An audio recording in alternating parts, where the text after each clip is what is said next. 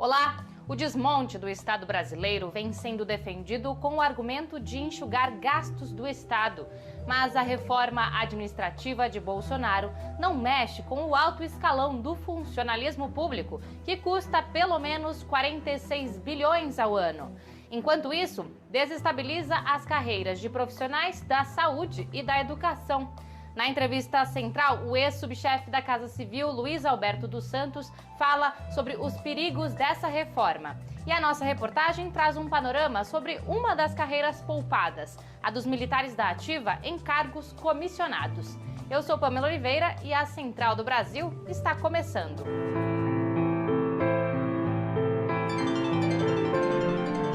Central do Brasil. Após esgarçamento da Operação Lava Jato nos últimos meses, nesta semana foi deflagrada uma nova fase, com 51 mandados de busca e apreensão para apurar suposto esquema de tráfico de influências no Superior Tribunal de Justiça e no Tribunal de Contas da União. A ação está baseada na delação premiada do ex-presidente da Fercomércio do Rio de Janeiro, Orlando Diniz. O cientista político André Singer analisa os desdobramentos dessa ação. Embarque imediato. O que chama a atenção desse episódio, cujas ramificações são muito difíceis da gente apreender, uma vez que envolve uma série de informações que ainda não estão plenamente disponíveis, é o fato de que parece ser uma reação da Operação Lava Jato, que nos últimos dias vem estando numa situação de derrotas, né? Por exemplo, o Conselho Nacional do Ministério Público, terça-feira, dia 8 de setembro, decidiu impor uma pena de censura ao procurador Deltan Dallagnol por tweets emitidos por parte dele durante a eleição para a presidência do Senado em 2019. Né? Essa representação foi feita pelo senador Renan Calheiros.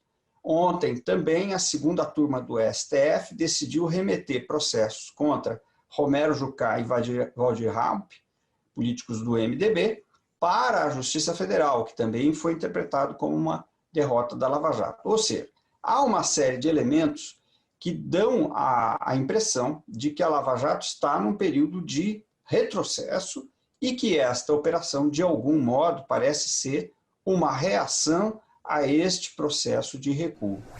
Os produtos que compõem a cesta básica estão encarecendo em meio à recessão. Indo para o segundo ano consecutivo sem reajuste real do salário mínimo, o aumento dos preços pesa cada vez mais no bolso e obriga as famílias a cortarem produtos do consumo cotidiano. Vamos saber mais na reportagem de Afonso Bezerra. Trilhos do Brasil. O aumento do preço dos alimentos tem tirado o sabor da mesa da família brasileira. Como consequência de uma desastrosa gestão econômica da pandemia, a escassez de alimentos no país tem provocado uma inflação nos produtos mais básicos do nosso cardápio e preocupado os trabalhadores. Só o arroz, item obrigatório das nossas refeições, teve um aumento de 19,2%. O feijão aumentou 12,1%. Nessa matemática, nem o auxílio emergencial, cujo valor de R$ 600 foi uma batalha da oposição na Câmara Federal, tem conseguido dar conta destes preços altos. O efeito na feira tem sido duro. Edna Cristina precisou diminuir a quantidade de produtos na hora de fazer as compras. O jeito foi comprar 1, 2 itens de cada coisa e torcer para que logo se normalize esses preços, para que a gente consiga fazer uma feira decente para colocar dentro da nossa casa novamente, né? Entre as razões para o aumento no preço estão os seguintes pontos: estoques baixos, baixa oferta de alimentos, a falta de apoio à agricultura familiar, principal produtora de alimentos no país, e a alta do dólar. Sem ter uma boa oferta de alimentos, o resultado é a dificuldade de fazer a feira. A saída liberal do governo Bolsonaro é importar alimentos, também condicionados ao preço alto do dólar. Este problema não afeta apenas o consumo familiar. o editor de vídeo Ítalo Farias resolveu, no início da pandemia, investir o auxílio emergencial para criar um comércio de refeições. Hoje ele percebe que não consegue faturar bem porque os custos com os alimentos estão muito mais caros. Está sendo impactante, está sendo difícil manter os preços. Se eu for comprar um quilo de queijo que estava R$20, hoje ele está 40. Então, um produto que eu uso todo dia, arroz eu uso todo dia, legume eu uso todo dia, e está mais caro, dobrou o preço e continua subindo. Para quem gosta de leitura e de histórias ricas, presta atenção na dica de livro de hoje. A sugestão é do jornalista Inácio Melo, de Pernambuco. Parada Cultural. Minha dica de hoje é esse livro aqui de Eliane Brum, A Vida que Ninguém Vê. Nesse livro ela conta a história de pessoas anônimas que a gente encontra no dia a dia e que muitas vezes a gente passa e não dá bola. Nesse livro ela começa a conversar com essas pessoas e descobre histórias incríveis de pessoas que a gente acha que não tem tanto valor. É um livro muito legal, muito emocionante, tem histórias muito interessantes e eu acho que vale a pena. É um livro premiadíssimo e para quem gosta desse jornalismo literário, desse novo jeito, desse olhar mais sensível do jornalismo, eu acho que é uma boa dica. A proposta de reforma administrativa que Guedes quer emplacar no Congresso preserva todas as carreiras, reestruturações e benefícios de militares que atuam no governo. Estando na ativa, o militar empregado em cargos comissionados continua sendo promovido por antiguidade e com tempo contado para a reserva. A presença crescente de militares da ativa em cargos civis traz inúmeros problemas. Vamos para a reportagem de Camila Piacese. Nacional. Diferente dos outros governos, o presidente Bolsonaro montou uma máquina pública cada vez mais militarizada. O número de oficiais em cargos civis no governo Jair Bolsonaro cresceu 33% e mais que dobrou no decorrer das últimas décadas. O cenário de diversos militares no governo aprofundou o debate sobre a permanência deles em função estratégica, pois a Constituição garante que o oficial das Forças Armadas, ao assumir um cargo público definitivamente, passará automaticamente para a reserva e também coloca em risco a prestação de serviços essenciais à população. Além disso, destoa da finalidade principal do Exército, da Marinha e da Aeronáutica, a defesa do país. Essa é a opinião da professora de Ciências Sociais da Universidade Paulista, Unesp, Suzilei Calil. Ao desguarnecer a defesa nacional, se o país precisar deles, se nós tivermos, por exemplo, uma invasão externa, a gente não vai poder contar com eles, porque eles estão perdendo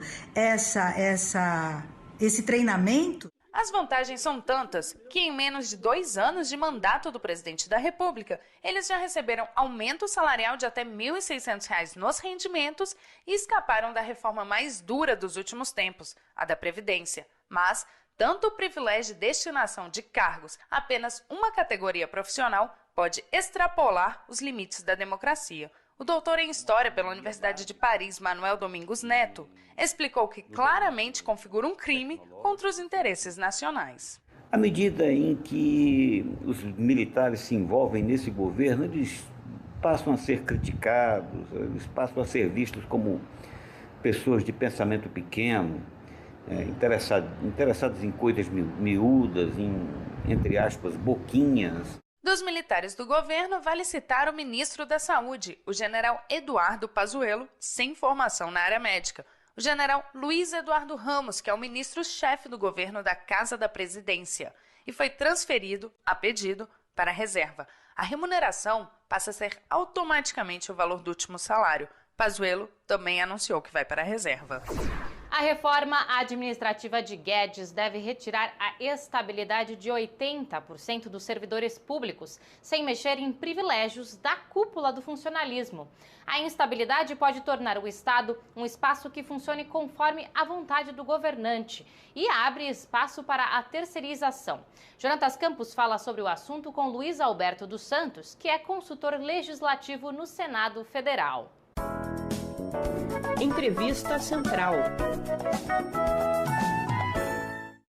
Nossa entrevista central de hoje conversa com Luiz Alberto dos Santos, advogado, doutor em Ciências Sociais, consultor legislativo do Senado Federal. Já foi subchefe da Casa Civil da Presidência da República. Doutor Luiz Alberto, é um prazer tê-lo conosco. O governo Bolsonaro quer fazer uma ampla reforma administrativa que mexe na carreira dos futuros servidores públicos do país.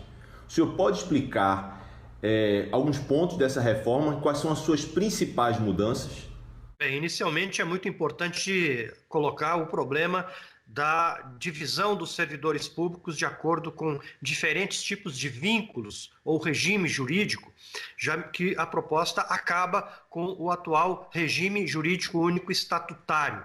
E especificamente em relação aos servidores permanentes, que serão contratados por prazo indeterminado, nós vamos ter duas categorias de servidores. Aqueles que desempenharem as atividades ou cargos típicos de Estado, que terão estabilidade, embora uma estabilidade mais flexível do que a de hoje, e os servidores para as demais atividades, ou seja, não típicas de Estado, que não terão estabilidade nenhuma.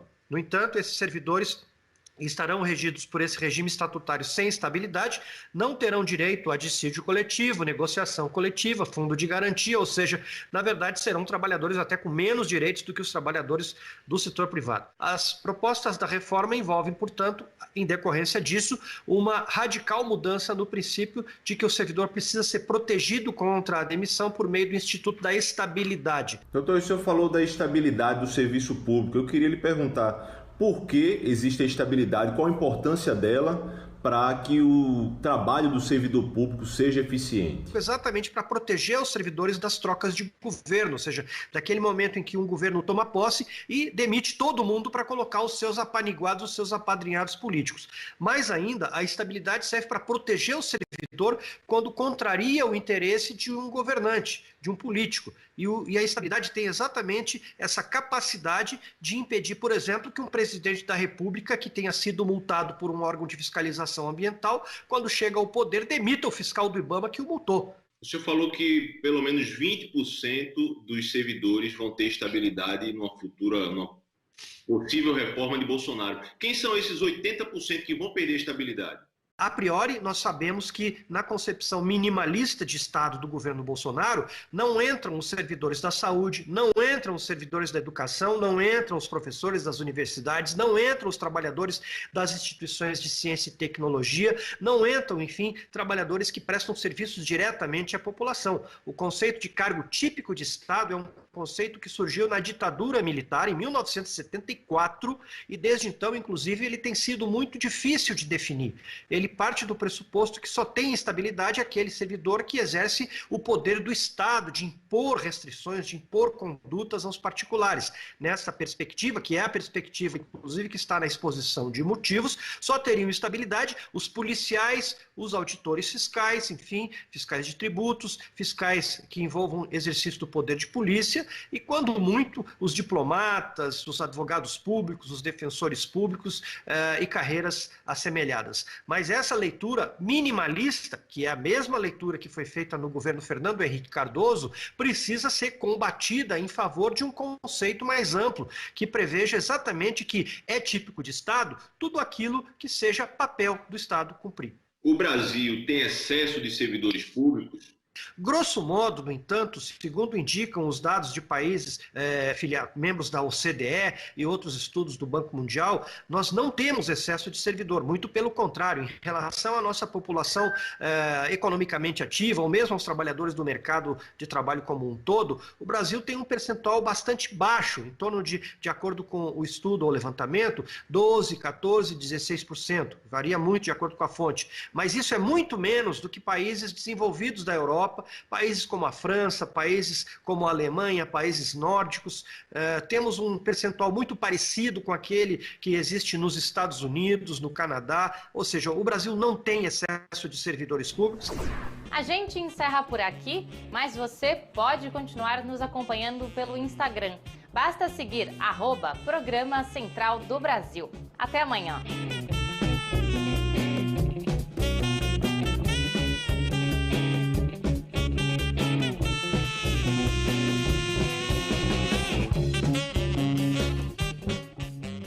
Central do Brasil, a rede de comunicação dos movimentos populares.